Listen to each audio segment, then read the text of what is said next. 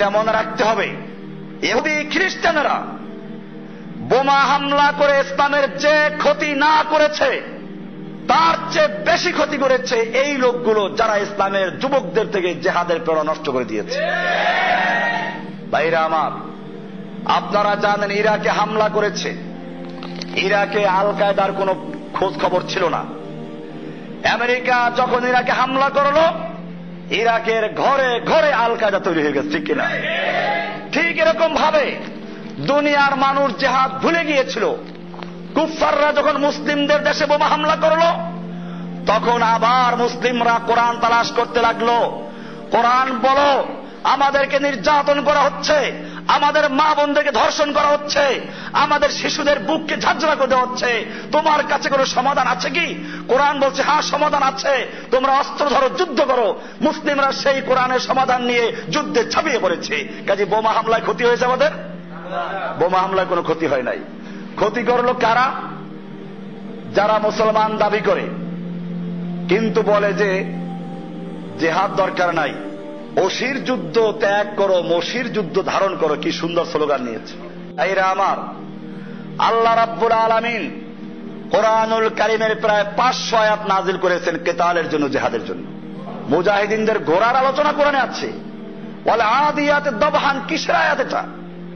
ওয়াল আদিয়াতে দবহান, আল্লাহ তাআলা বলছেন ওই সমস্ত ঘোড়ার কসম যেই ঘোড়াগুলো ঊর্ধ্বশ্বাসে দৌড়ায়। কি পীর সাহেবের হাদিয়ার তোফা বোঝা নিয়ে দৌড়ায়? ওয়াল আদিয়াতে দবহা, ওই সমস্ত ঘোড়ার কসম যেগুলো ঊর্ধ্বশ্বাসে দৌড়ায়।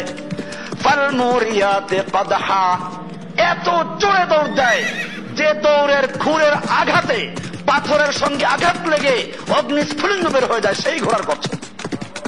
ফাল মুগীরাতে সুবহা, অতঃপর তারা সকাল, সুবহান মানে কি? সুবাহ, সকালবেলা গিয়ে মুগীরাত একবারে ওলট পালট করেছিল, হামলা করে। এরপরে আল্লাহ বলছেন ফাওয়াসাতনা বিহি জামা, এরপরে সেই ঘোড়াগুলো শত্রুদের ভিড়ের মধ্যে ঢুকে পড়ে।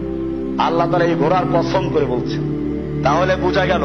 এরপরে আল্লাহ বলছেন ইন্নাল ইনসানা লিরাব্বিহি লাকানুত, নিশ্চয়ই মানুষ তার রবের বড় অকৃতজ্ঞ। ঘোড়া একে মানুষ সৃষ্টি করে নাই, ঘোড়ার সৌন্দর্য মানুষ দেয় নাই, খালি একটু লালন পালন করে কয়েকটা ঘাস খেতে দেয়। এ কারণে ঘোড়া তার মনিবের এত আনুগত্য করে, মনিবের হুকুমে সকালবেলা সে দৌড়ায়, খুনের আঘাতে অগ্নিস্ফুলিঙ্গ বের করে, শত্রু সেনার মধ্যে ঢুকে হামলা করে, তার জীবনের কোনো পরোয়া নাই। মনিবের হুকুম মানানোর জন্য সে ঝুঁকে পড়ল। আর মানুষকে আমি সৃষ্টি করলাম, সুন্দর রূপ দিলাম, মানুষকে শক্তি দিলাম, জ্ঞান দিলাম, আকল দিলাম, বুদ্ধি দিলাম, কোরআন দিলাম, হাদিস দিলাম।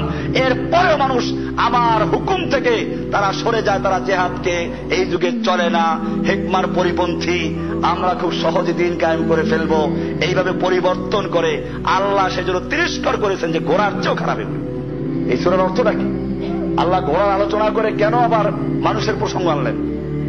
আল্লাহ ঘোড়া দিয়ে মানুষকে চ্যালেঞ্জ করলেন যে ঘোড়ার চেয়েও এই মানুষগুলো নিকৃষ্ট। ঘোড়া একটা পশু, ওর জান্নাতের গ্যারান্টি নেই।